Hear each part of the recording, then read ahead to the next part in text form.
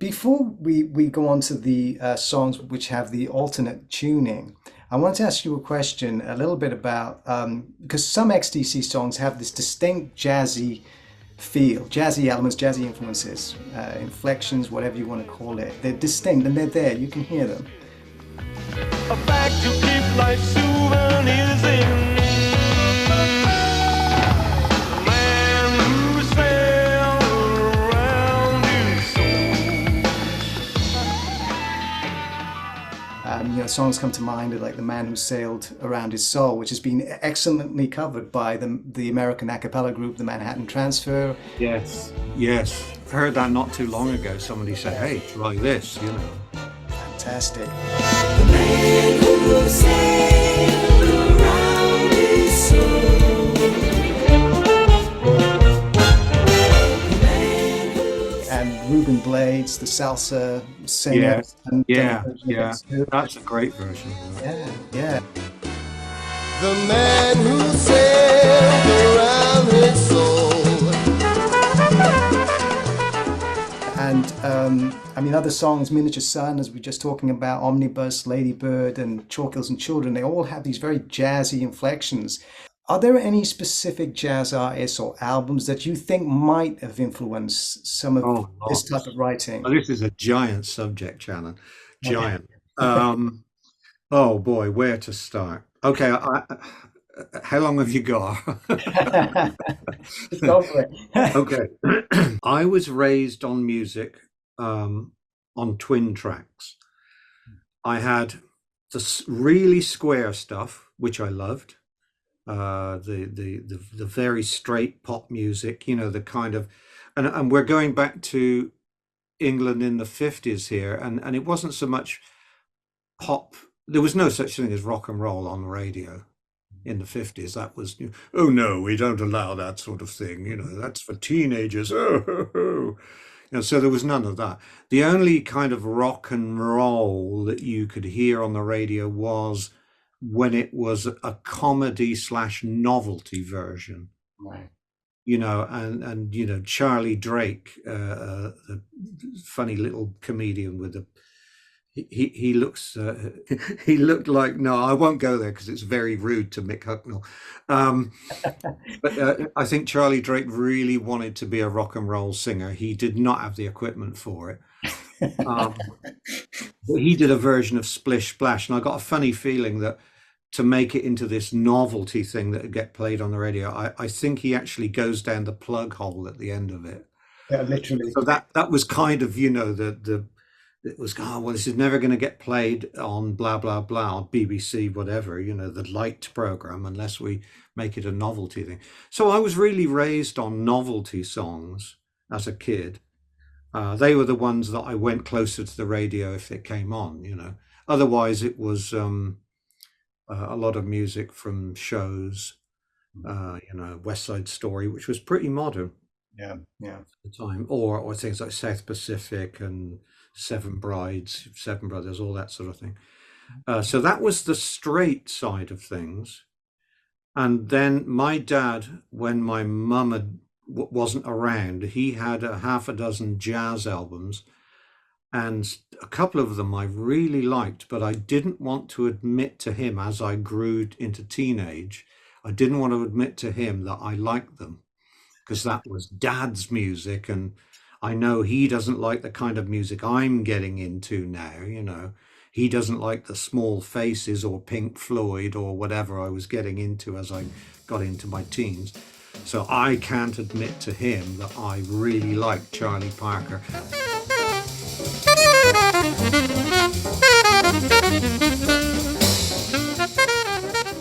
Or I really like George Shearing, or I really like whatever it was, you know. So I was still on my straight track, although I was hearing more and more weird music. 13, 14, 15, things where I was hearing the weird and I was getting to like it. And then I made friends with a chap called Spud Taylor. His real name was Michael, so I don't know why he was called Spud, but and his tastes, and I think he did it to piss off his friends. His tastes were really, really out there. he would write off to addresses in New York to mail order. He would get like Sun Ra, or he would Sun Ra albums, or Albert Eiler, or Ornette Coleman, or he would write to addresses in Scandinavia and get Han Benink, or you know, somebody live in Stockholm, you know, visiting American jazz. And he would forcibly loan me these albums. He'd say, you know, with my birthday or Christmas money, I would buy an album or some singles or whatever. He'd say, you loan me your records and you're going to loan mine. Right. And we'd have them for 6 weeks, 6 months, however long it was. And then I'd give him all my straight stuff, which he may not have even played, you know. And then he'd loan me all this really out there stuff, which I thought was really out there, you know. Some of them have since become my Desert Island albums of all time. You know, my Desert Island album of all time, I can say without hesitation, is Tony Williams' Lifetime Emergency.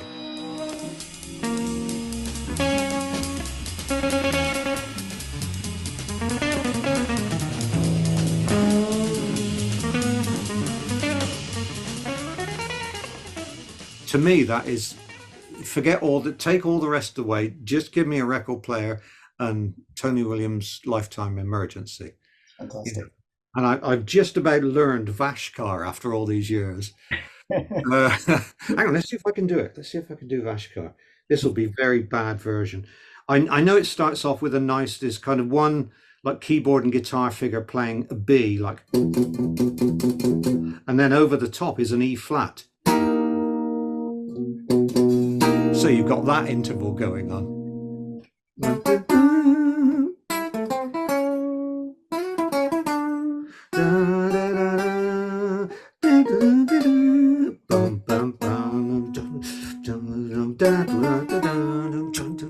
This is pointless if you don't know it. I don't know whether you know it. No, I do know it, and I'm just marveling at the fact that, you know, here's Andy Partridge playing John McLaughlin. Well, I kind of got the first part of his solos where it goes something like a. Something like that, you know. It's very triangular. Not bad. You know? So he'd loan me really out there stuff, and some of it I would struggle. Well, most of it I would struggle with.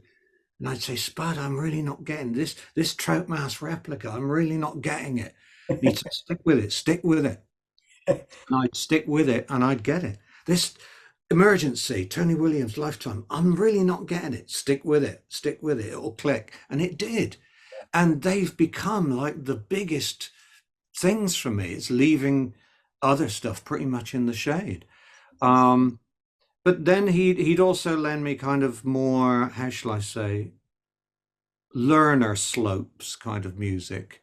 And one of my favorites of that kind of thing was, and I've said this a few times to people, but it was very, very influential for me, is East Broadway Rundown, Sonny Rollins.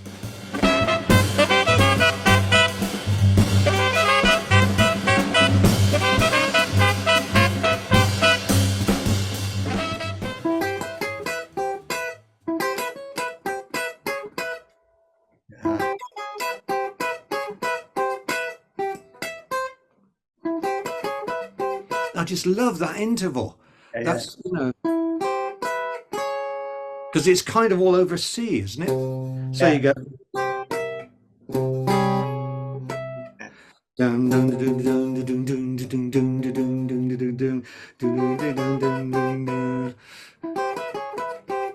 Very exotic sounding, isn't it? Really? And I used so much of that in early XTC solo stuff, you know, and I'm soloing, trying to slip in East Broadway Rundown whenever I can get it in there, you know. You'll hear it all over the show.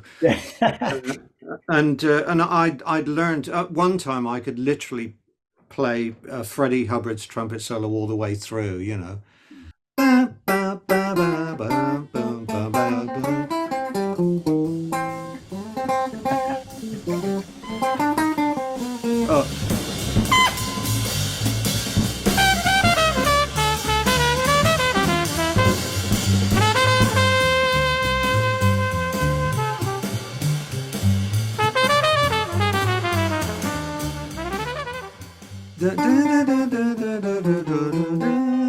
something like that. I could literally do it all the way through at one time. But so that was a kind of learner slope jazz. But what got me on that was how empty the whole thing was. It takes up, I think it takes up one side of an album, and it's really not desolate, but it's so much space on the soundstage to wander around inside. And I really liked that. So that was big for me. What else was big? I mentioned another one where I had to learn that the heads to it was Where Fortune Smiles, John Surman, John McLaughlin. I had it on vinyl and then I lost touch with it because I gave all my vinyl away in the mid-80s to producer John Leckie.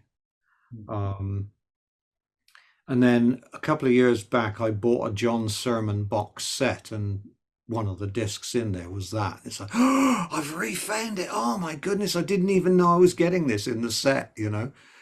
And there's a thing on there called Glancing Backwards. I just reminded myself of the title. Again, it's McLaughlin on guitar, but the head is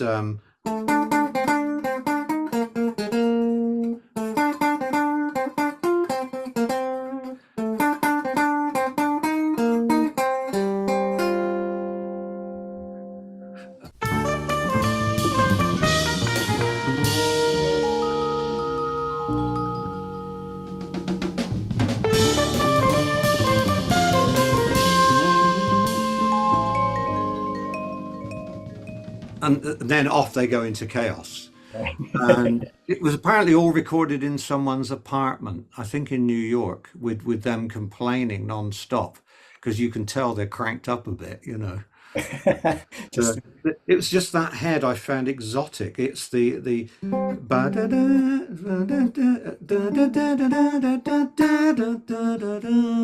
see, we've moved up a semitone in inference, if you see what I mean. Tone and a half. That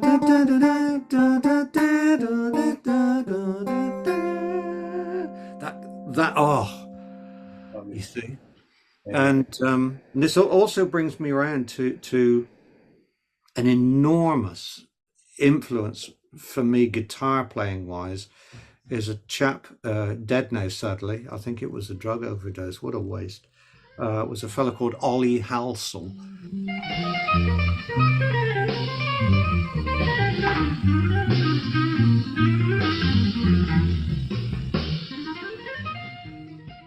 Most people, if they've heard that name, oh, didn't he play the guitar on all the Ruttles recordings? Which is kind of an insult, really, because you know, I thought his playing was really stellar.